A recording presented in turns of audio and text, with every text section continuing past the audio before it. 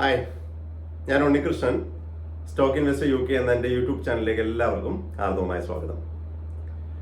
ഇന്ന് മാർച്ച് 24 ഞായറാഴ്ച. അപ്പോൾ ഇന്ന് നമ്മളിവിടെ ഒരു സ്റ്റോക്കിനെ കുറിച്ച് ഡിസ്കസ് ചെയ്യുന്നുണ്ട്. അതിനോടൊപ്പം തന്നെ ഈ മാർക്കറ്റിൽ കറക്ഷനൊക്കെ വരുമ്പോൾ നമ്മൾ ഒരുപാട് പാനിക് ആവാറുണ്ട്, ഒരുപാട് വറീഡ് ആവാറുണ്ട്. അതിൻ്റെ കാരണം എന്താണ്, അതിലേക്ക് നമുക്കൊന്ന് എത്തി നോക്കാം. അപ്പോൾ അതിനു മുമ്പ് നമ്മുടെ ജനറൽ ഇലക്ഷനൊക്കെ അടുത്തിരിക്കുകയാണ്. അപ്പോൾ ജനറൽ ഇലക്ഷൻ്റെ റിസൾട്ട് വരുന്നത് ജൂൺ 4-ാം തീയതിയാണ്. അപ്പോൾ എല്ലാവരും ഉറ്റുനോക്കുന്നത്, മാർക്കറ്റിലുള്ള എല്ലാവരും ഉറ്റുനോക്കുന്നത് ആ ദിവസത്തിലേക്കായിരിക്കും.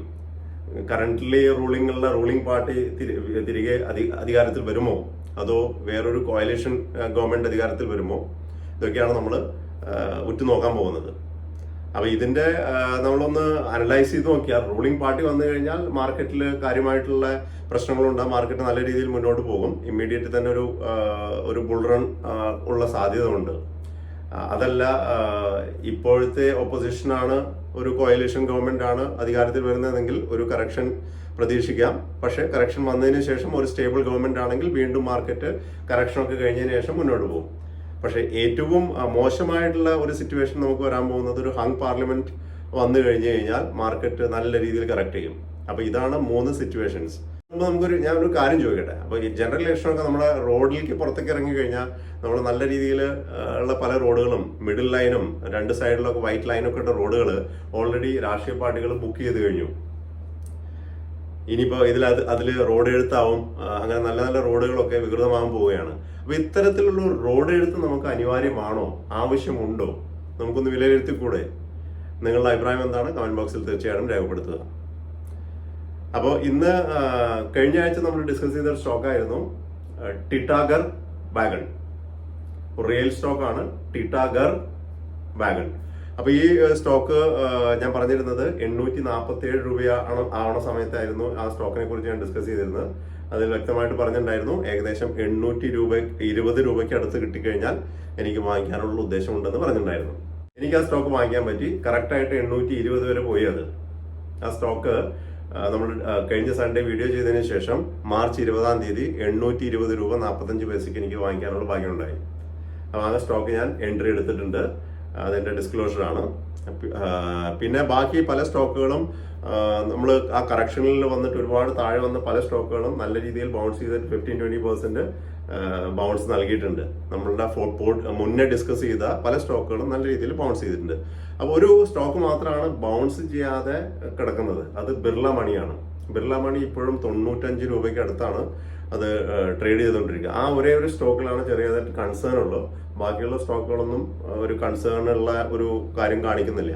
അത് എല്ലാം നല്ല രീതിയിൽ പെർഫോം ചെയ്യുമെന്നാണ്, വരും മാസങ്ങളിൽ പെർഫോം ചെയ്യുമെന്നാണ് എൻ്റെ വിശ്വാസം. 820 രൂപയ്ക്ക് വാങ്ങിച്ച ടിറ്റാഗർ വാഗൺ 905 രൂപ വരെ പോയിട്ട് ഈ ആഴ്ച നമുക്ക് ക്ലോസ് ചെയ്തിരിക്കുന്നത് 886-ലാണ്. ആദ്യത്തെ ആഴ്ച തന്നെ 5 ദിവസത്തിനുള്ളിൽ തന്നെ അത് നല്ലൊരു റിട്ടേൺ നമുക്ക് നൽകി കഴിഞ്ഞു.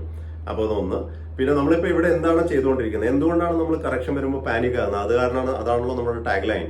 അപ്പോൾ അതിന്റെ കാരണം മറ്റൊന്നുമല്ല, കാരണം നമ്മളൊരു ലോങ് ടേം ഇൻവെസ്റ്റർ അല്ലാത്തത് കൊണ്ട് തന്നെ. കാരണം നമ്മളൊരു ലോങ് ടേം ഇൻവെസ്റ്റർ ആകുമ്പോൾ കറക്ഷൻ വന്നു കഴിഞ്ഞാൽ നമ്മൾ പാനിക് ആവേണ്ട ഒരു ആവശ്യമില്ല. കാരണം നമ്മളുടെ ടൈം ഫ്രെയിം 1 വർഷമോ 2 വർഷമോ 3 വർഷമോ 5 വർഷമോ ഒക്കെ ആണെങ്കിൽ കറക്ഷൻ വന്നു കഴിഞ്ഞാൽ നമ്മൾ പാനിക് ആവേണ്ട കാര്യമില്ല. അപ്പം രണ്ടാമത്തത്, കറക്ഷൻ വരുമ്പോൾ നമുക്ക് അക്യുമുലേറ്റ് ചെയ്യാനും ആവറേജ് ഔട്ട് ചെയ്യാനും നമ്മളിൽ പണമില്ലാത്തതുകൊണ്ട്. ഈ 2 കാരണമാണ് നമ്മൾ പാനിക് ആവാനുള്ള ഒരു കാരണങ്ങൾ. കാരണം എന്താ, അല്ലെങ്കിൽ താഴെ വന്നു കഴിഞ്ഞാൽ നമ്മൾ ഒരു സ്റ്റോക്കിൽ വിശ്വസിക്കുന്നുണ്ടെങ്കിൽ ആ സ്റ്റോക്ക് ഒരു 20%, 25%, 30% ഒക്കെ കറക്റ്റ് ചെയ്ത് കഴിഞ്ഞാൽ നമ്മൾ ഹാപ്പി ആവും. കാരണം നമ്മളുടെ ടൈം ഫ്രെയിം 5 വർഷത്തേക്കാണ്, നമ്മളത് കൂടുതൽ വാങ്ങിക്കും.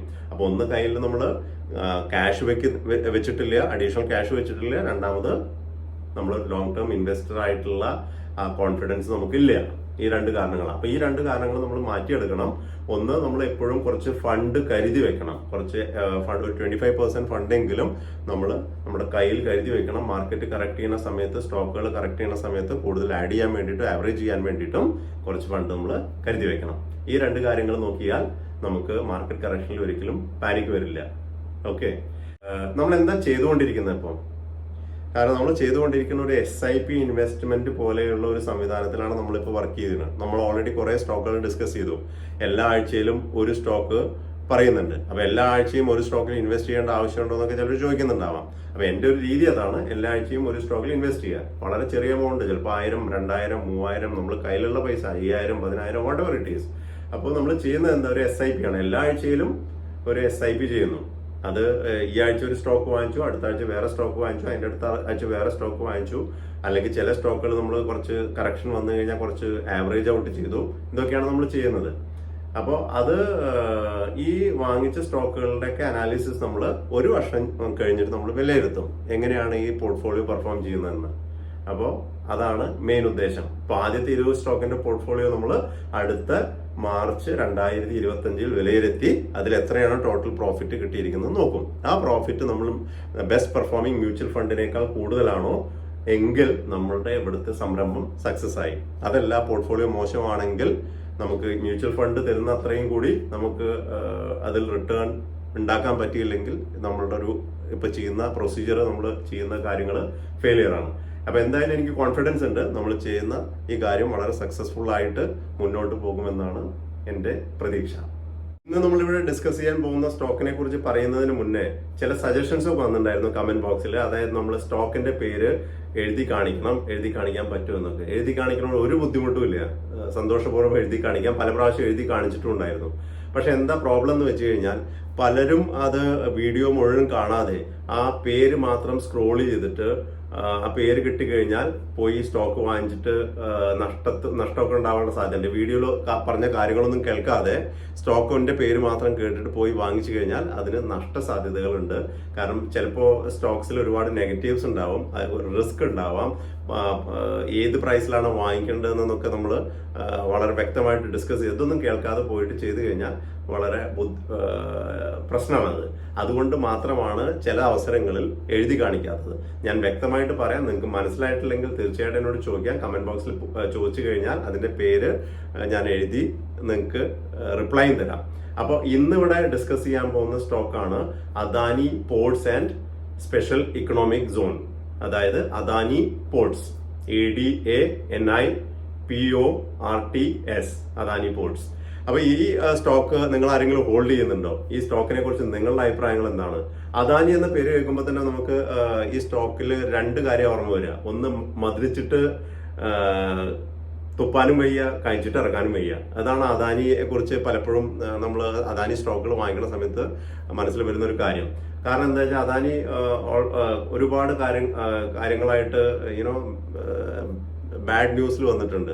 ഒന്ന് ഹിൻഡൻബർഗ് റിപ്പോർട്ടും, അപ്പൊ അതിനുശേഷം ഇപ്പോൾ US ബ്രൈബറി കേസിലുള്ള ഒരു ചില അലിഗേഷൻസ് ഒക്കെ ആയിട്ട് അദാനി എന്നും എന്തെങ്കിലുമൊക്കെ ആയിട്ടുള്ള ന്യൂസിലുണ്ടാവും. ന്യൂസ് ഫോർ ബാഡ് റീസൺസ് എന്ന് പറയില്ലേ, അതൊരു പ്രോബ്ലമാണ്. ബാക്കി അദാനി പറഞ്ഞ വളരെ പവർഫുൾ ബിസിനസ് ഹൗസാണ് ഇന്ത്യയിലത്തെ. അപ്പൊ അദാനിയെ നമുക്ക് ഇഗ്നോർ ചെയ്യാൻ പറ്റില്ല. അപ്പൊ അദാനിയിലത്തെ ഏറ്റവും one of the best company Adani ports ആണെന്നാണ് എൻ്റെ അഭിപ്രായം. അതുകൊണ്ടാണ് അദാനി പോർട്സിനെ കുറിച്ച് ഇന്ന് ഡിസ്കസ് ചെയ്യാനുള്ള ഒരു കാരണം. അപ്പൊ അദാനി പോർട്സിന്റെ സ്ട്രെങ്ത് എന്തൊക്കെയാണ്? ഒന്ന്, അദാനി പോർട്സ് എന്ന് പറഞ്ഞാൽ ഇന്ത്യയിൽ തന്നെ one of biggest private port player ആണ് അദാനി. ഗവൺമെന്റ് പോർട്സ് കഴിഞ്ഞു കഴിഞ്ഞാൽ ഏകദേശം 25% ടോട്ടൽ പോർട്സിന്റെ മാർക്കറ്റ് ഷെയറുള്ള കമ്പനിയാണ് Adani, including government and private രണ്ടും കൂട്ടിക്കഴിഞ്ഞാൽ 25% അദാനി പോർട്സിനുള്ള മാർക്കറ്റ് ഷെയർ ഉണ്ട്. പ്രൈവറ്റ് പ്ലേയേഴ്സിൽ 95% ഷെയർ അദാനി പോർട്സിനാണ്. അതുകൂടാതെ 2030 കൂടി അദാനി പോർട്സ് ലോകത്തിലെ തന്നെ ഏറ്റവും വലിയ ഒരു പോർട്ട് ഓപ്പറേഷൻ കമ്പനിയായിട്ട് മാറാനുള്ള സാധ്യതയുണ്ട് എന്നാണ് മാനേജ്മെന്റ് അവകാശപ്പെടുന്നത്. പിന്നെ നമ്മുടെ വിഴിഞ്ഞം പോർട്ട് ഓപ്പറേഷണൽ ആയി കഴിഞ്ഞാൽ ഒരുപാട് പോസിറ്റീവാണ് ഈ കമ്പനിക്ക് വരാനിരിക്കുന്നത്. കാരണം വിഴിഞ്ഞം പോർട്ട് എന്ന് പറഞ്ഞു കഴിഞ്ഞാൽ ഇപ്പോൾ ട്രാൻസ്ഷിപ്മെന്റ് പോർട്ടായിട്ടാണ് അത് കൺസിഡർ ചെയ്യുക. ട്രാൻസ്ഷിപ്മെന്റിൽ അതായത് ഇപ്പൊ നമ്മൾ കൊളംബോ അല്ലെങ്കിൽ മിഡിൽ ഈസ്റ്റിലെ പോർട്ടും കൊളംബോ പോർട്ട്, സിംഗപ്പൂർ പോർട്ടിനെയൊക്കെ ആശ്രയിച്ചിട്ടാണ് നമ്മുടെ പല കാർഗോയും പോകുന്നത്. കാരണം നമ്മുടെ ഇന്ത്യയിൽ ഒരു ട്രാൻസ്ഷിപ്മെന്റ് ആയിട്ടുള്ള ഒരു പോർട്ട് ഫെസിലിറ്റി ഇല്ല. അതുകൊണ്ട് തന്നെ ഒരുപാട് റവന്യൂ ആണ് ഇന്ത്യൻ ഗവൺമെന്റിനും നമുക്കും നഷ്ടമായിക്കൊണ്ടിരിക്കുന്നത്. അപ്പൊ ഈ പോർട്ട് വന്നു കഴിഞ്ഞു കഴിഞ്ഞാൽ അത് വളരെ വളരെ ഒരു വിൻ വിൻ സിറ്റുവേഷൻ ആയിരിക്കും ഗവൺമെന്റിനും അദാനിക്കും രണ്ടുപേർക്കും. വിഴിഞ്ഞം പോർട്ടിന് ജോഗ്രഫിക്കൽ അഡ്വാൻറ്റേജ് ഉണ്ട്. വെറും 10 നോട്ടിക്കൽ മൈൽസ് മാത്രം അകലെയാണ് ഇന്റർനാഷണൽ ഷിപ്പിംഗ് റൂട്ടിൽ നിന്ന്. അപ്പൊ അതൊരു വളരെ വളരെ വ്യക്തമായിട്ടുള്ള അഡ്വാൻറ്റേജ് ആണ്. അപ്പൊ എന്ത് പറ്റും, നമ്മുടെ യൂറോപ്പിലേക്കും മിഡിൽ ഈസ്റ്റിലേക്കും ഫാർ ഈസ്റ്റിലേക്കുള്ള കാറുകളൊക്കെ വളരെ ഈസി ആയിട്ട് ഈ ട്രാൻസ്ഷിപ്മെന്റ് പോർട്ടിൽ നിന്ന് ഹാൻഡിൽ ചെയ്യാൻ പറ്റും. അപ്പോൾ ഇതൊരു വളരെ നല്ലൊരു റവന്യൂ ജനറേഷനാണ് നമ്മൾ അദാനി പോർട്ടിൽ കാണുന്നത്, ഇതൊക്കെ പ്രാബല്യത്തിൽ വരുമ്പോൾ. അതുകൂടാതെ എന്ന് പറഞ്ഞു കഴിഞ്ഞാൽ ഇതൊരു എത്രയും വലിയ ലാർജ് കണ്ടെയ്നർ ഷിപ്സിനെ വരെ ഹാൻഡിൽ ചെയ്യാൻ കഴിവുള്ള ഒരു പോർട്ടായിരിക്കും ഇത്. 24,000 TU വരെ ലാർജ് ഷിപ്സിനെ ഈ പോർട്ട് ഫെസിലിറ്റിയിൽ അവർക്ക് ഹാൻഡിൽ ചെയ്യാൻ പറ്റും. അപ്പോൾ അതൊക്കെ വളരെ പോസിറ്റീവാണ് ഈ കമ്പനിക്ക് വേണ്ടിയിട്ട്. പിന്നെ 15,000 ജോബ്സ് ആണ് ക്രിയേറ്റ് ചെയ്യാൻ പോകുന്നത് ഈ കമ്പനി വിഴിഞ്ഞത്ത്. ഏകദേശം 7,700 കോടിയാണ് ഈ പ്രൊജക്റ്റിൽ അവർ ഇൻവെസ്റ്റ് ചെയ്തിരിക്കുന്നത്. അത് 2030 20,000 crores ഇൻവെസ്റ്റ്മെന്റ് ഈ പ്രൊജക്റ്റിൽ ഉണ്ടാവുമെന്നാണ് കരുതപ്പെടുന്നത്. അദാനി പോർട്സ് ഒരു ഇന്റഗ്രേറ്റഡ് പ്ലെയർ ആണ്. അവർക്ക് സ്വന്തമായിട്ട് പോർട്ടിനോടൊപ്പം ടെർമിനൽസ് ഉണ്ട്, ഗ്രെയിൻ സിലോസ് ഉണ്ട്, ട്രെയിൻസ് ഉണ്ട്. അപ്പോൾ ലോജിസ്റ്റിക് ഒരു സ്ഥലത്ത് നിന്ന് മറ്റു സ്ഥലത്തേക്ക് കാർഗോ ട്രാൻസ്പോർട്ട് ചെയ്യുന്ന സമയത്ത് വളരെ അനായാസമായിട്ട് അവർക്ക് മറ്റു സ്ഥലങ്ങളിൽ എത്തിക്കാൻ പറ്റും. പിന്നെ ട്രാൻസിറ്റ് ടൈം മറ്റ് പോർട്ടുകളെ അപേക്ഷിച്ച് വളരെ കുറവാണ്. ഏകദേശം 12 മണിക്കൂറോളം ഒരു ട്രാൻസിറ്റ് സമയമാണ് അദാനി പോർട്ട് വഴി മറ്റ് പോർട്ടുകളെ അപേക്ഷിച്ച് ലാഭിക്കാൻ കഴിയുക. പിന്നെ ഇപ്പോഴത്തുള്ള മുന്ദ്ര പോർട്ട് കാണ്ട്ലയെ അപേക്ഷിച്ച് വളരെ ആഴം കൂടിയ പോർട്ടാണ്. 16.5 മീറ്ററാണ് മുന്ദ്ര പോർട്ടിന്റെ ഡെപ്ത്. അപ്പോൾ അതിലും വലിയ ഷിപ്പുകളെ ഇറക്കാൻ പറ്റുന്ന ഒരു പോർട്ടാണ് മുന്ദ്ര പോർട്ട്. അതിലും വളരെ വലിയ ഷിപ്പുകളെ ഇറക്കാൻ പറ്റിയ പോർട്ടായിരിക്കും നമ്മുടെ വിഴിഞ്ഞത്ത് വരുന്ന വിഴിഞ്ഞം പോർട്ട്.